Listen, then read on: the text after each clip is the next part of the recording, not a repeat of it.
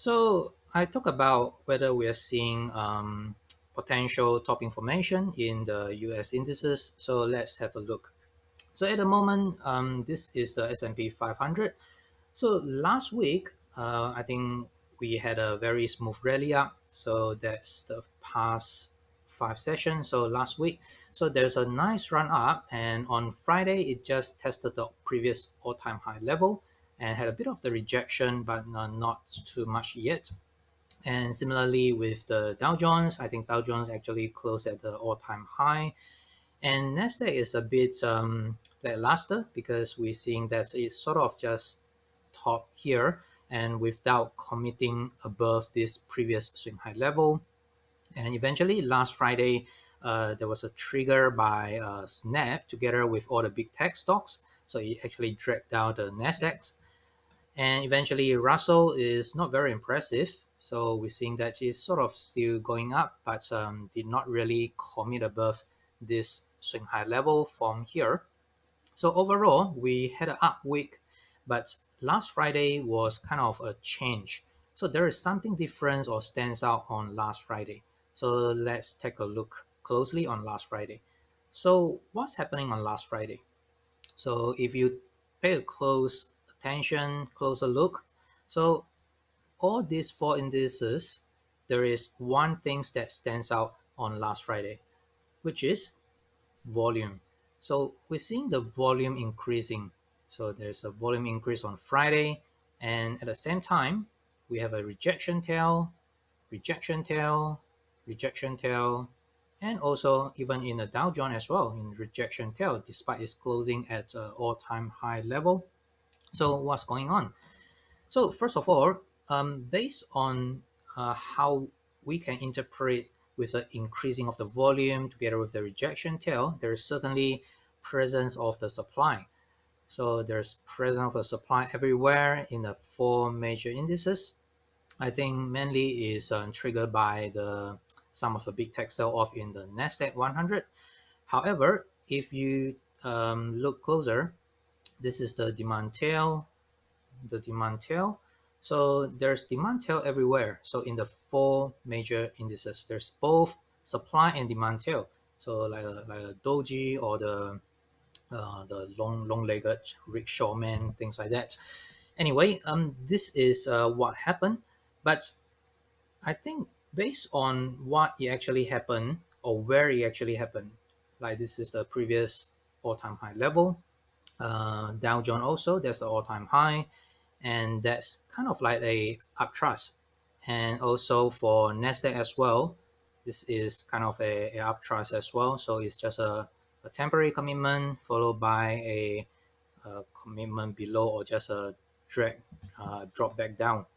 So I think that we probably can see it as sort of some sort of the top information because there's an increasing of the supply level and together with the shortening of the upward thrust and also the rejection from the previous all-time high level.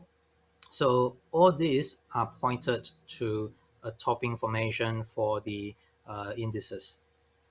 So the only thing that we should do at the moment is probably just wait. So we want to wait for confirmation. Despite that there is presence of the supply, we really want to see that whether there is commitment below. So whether there's any follow through below. So if there is some kind of the change of character bar, which is the bearish bar we have seen, out probably within this uptrend.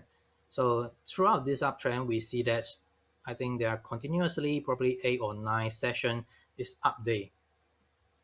So we definitely want to see some form of the commitment below. Ideally, want to probably just commit below this third candle from the last candle. So this is the candle that I would like to see a commitment below.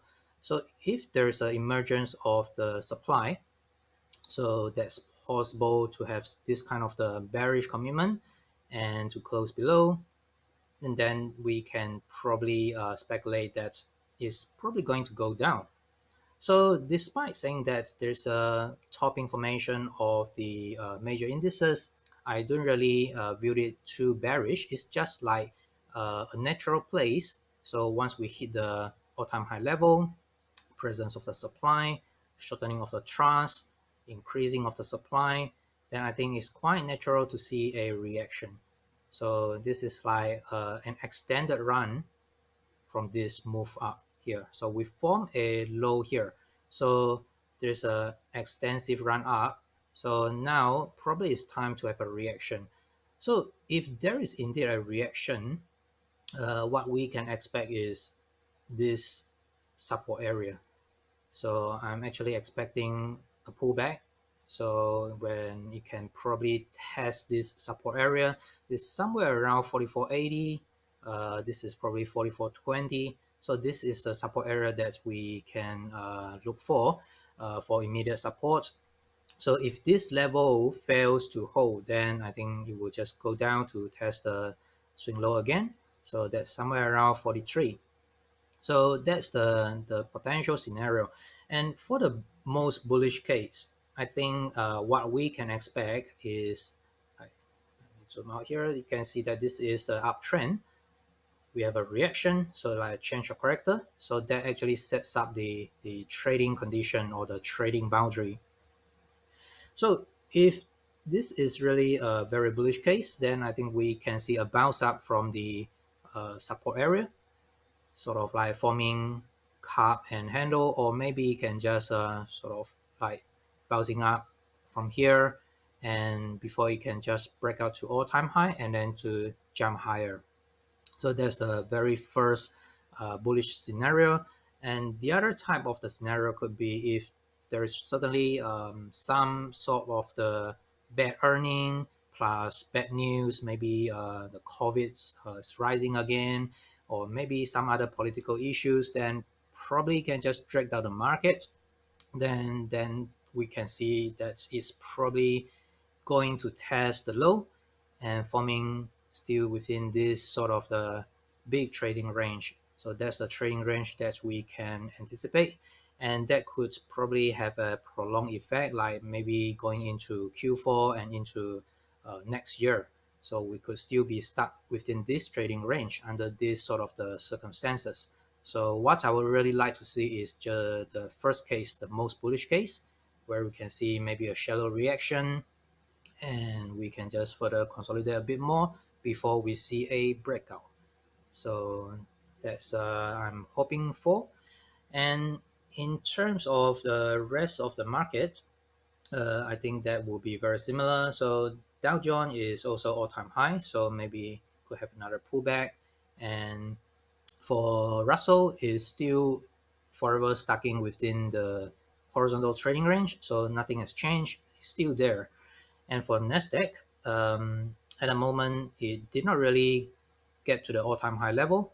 So it's just hit this previous swing high level. So if there is a retracement pullback, the axis line around 14800. So it's the level that we can anticipate. So maybe something like this. So anyway, the first thing that we want to see is really a change of character bar. So a bearish, big bearish bar that can come in below.